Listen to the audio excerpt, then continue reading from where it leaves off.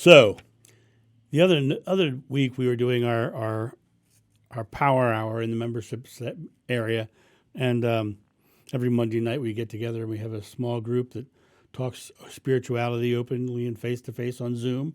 And somebody was talking about how they were butting heads with somebody, and the thought popped into my head, and it was very interesting because it popped into my head, and the line that popped out was, "Butting heads just makes more butt heads."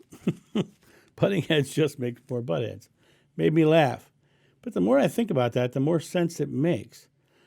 When you are butting heads, you're resisting.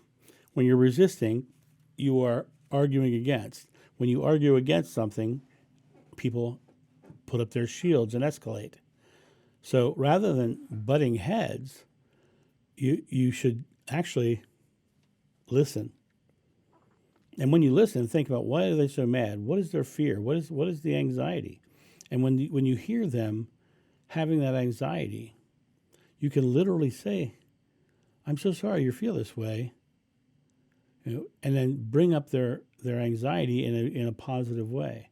Is there some way that I can make you feel less, or is there some way that I can alleviate the stress? And you might, when you're butting heads, you're just at an impasse. You're at a place that's not moving forward, right? And the only way things move forward is if one person gives. And the most loving thing to do is be the person who gives, the person who lets the other one vent and get their stuff out, especially if you're consciously doing it. If you're conscious of the fact that you're just butting heads and you're just both becoming butt heads, then the reality of it is why if you're conscious of it, why wouldn't you go, "Oh, okay, I'm listening. Tell me, talk to me. Let me experience what you're going through, because you're having this argument," and realize also that in those butthead moments, they'll call names, they'll say nasty things because they're not in motion. As Socrates said, when the debate is lost, slander becomes the tool of the loser. Well, that's because the debate is lost. They're at an impasse. They're butting heads. And so you want to make sure that you are not the person who is using slanders. You're the person who is still in motion, is still looking for the loving way out, the loving experience.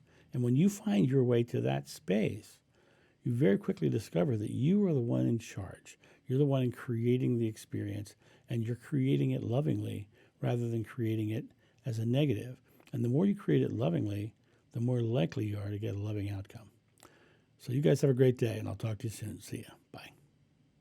Thank you, my friends, for watching this video. If you enjoyed it, please make sure that you've subscribed and you like it, you share it, but also comment below it. Let's get this community talking about these topics and spreading this information out far and wide so we can change the world for the better. Thank you.